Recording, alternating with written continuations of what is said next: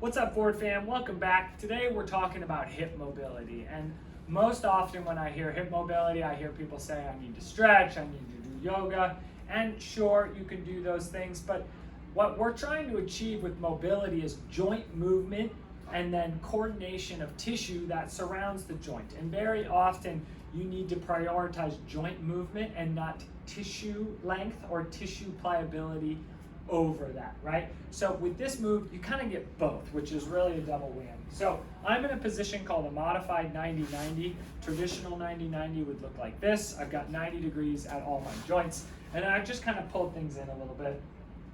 And so what we're trying to do is mobilize this femur.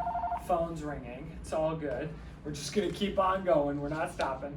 So essentially, I'm taking my pelvis and mobilizing it over this femur, this bone here, versus traditional stretches would look like this, and this is moving around a stable pelvis, right? So this is most of our traditional hip stretches, things like this, and I'm not usually a huge fan of these because all we're doing is yanking on muscle, okay? So now what we're trying to do is have an active mobilization of pelvis over femur.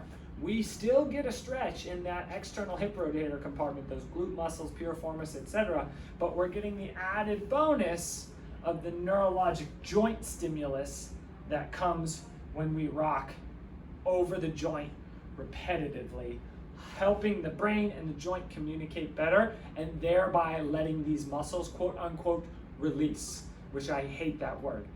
I don't have a better one at the moment, I'll be honest with you, but we're not going to try and say release, okay?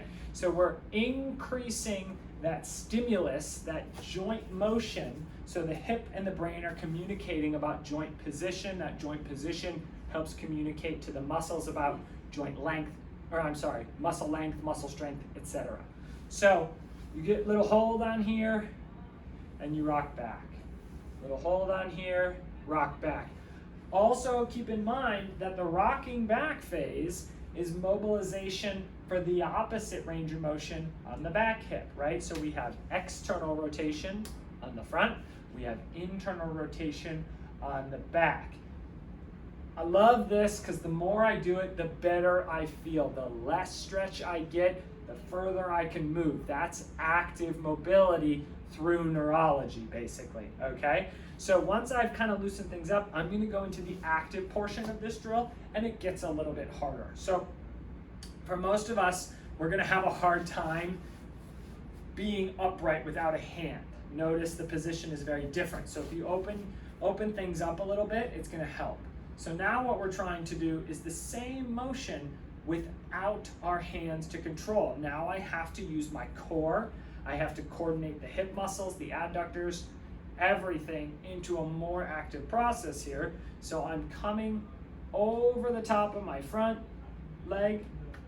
I'm pressing this knee down. I'm trying to squeeze my left glute to bring my pelvis forward, and I'm trying not to move through my spine. So I'm sitting nice and neutral into my core. I've got a nice full core canister, not my belly button pulled into my spine, and I'm rotating, but I'm also pulling my adductor and my pubic bone towards my femur here. So as I'm doing that, I feel stretch and tension in the glute, but I feel a lot of like contraction in the front here, in my right adductor. This is my right leg, because it is pulling my pubic bone towards my femur, all right? So we're over the top, hold, hold, hold. It's a really hard drill.